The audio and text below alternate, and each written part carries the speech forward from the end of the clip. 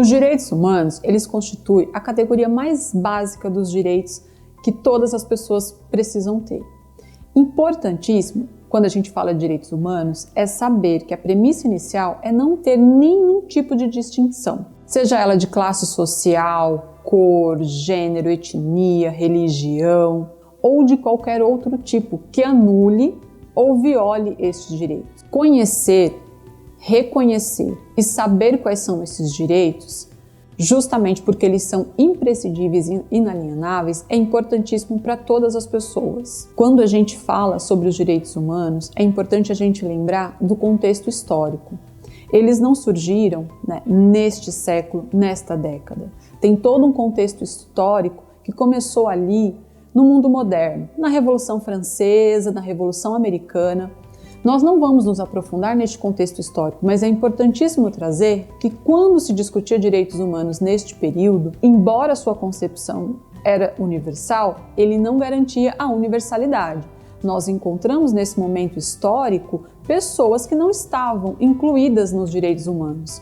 Podemos citar como exemplo as pessoas escravizadas e as mulheres. Ainda falando sobre o contexto histórico, apenas agora no século XX, mais precisamente em 1948, é que se define a Declaração Universal dos Direitos Humanos. Mesmo com a oficialização dos direitos humanos neste século, nós vivemos momentos de violação e genocídio muito fortes.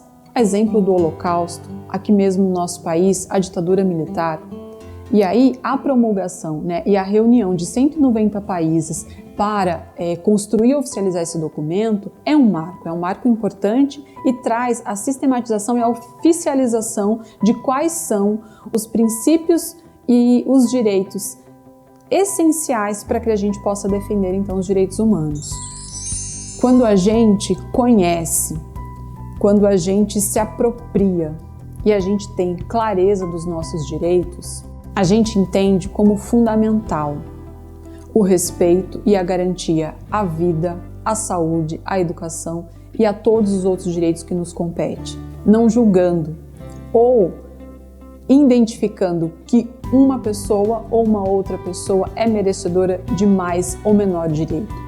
Justamente porque, se eles são inalienáveis e se eles são de todas as pessoas, nós não podemos nos permitir a entrar nesta confusão que por vezes o senso comum nos traz. E é importante também a gente perceber que além da nossa apropriação de conhecimento enquanto sujeitos de direitos, existe uma responsabilização que é do Estado.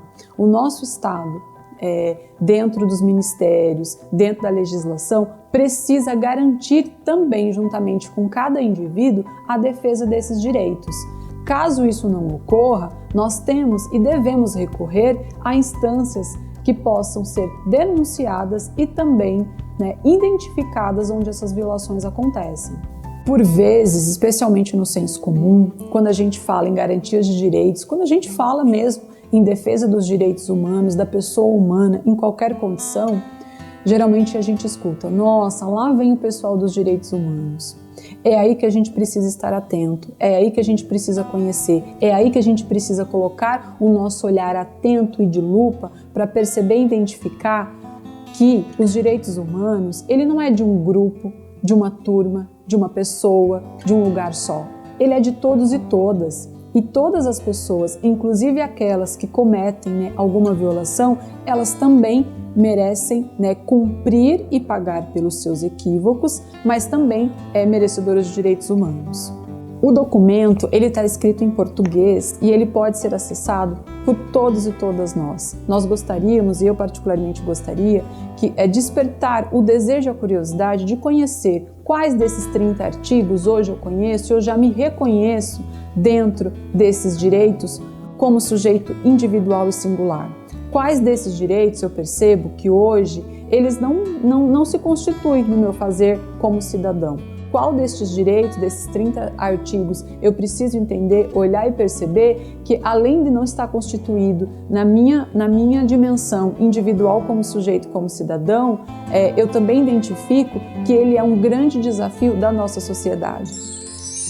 Nós estaremos disponibilizando outras referências bibliográficas, podcast, vamos disponibilizar links que trazem elementos mais profundos dessa discussão que nós iniciamos agora. Sendo assim, eu te convido a dar continuidade na nossa websérie acompanhando o próximo episódio, em que falaremos sobre intolerância e discurso de ódio e os desafios que ainda temos que enfrentar na defesa e na efetivação dos direitos humanos e sociais. Até mais!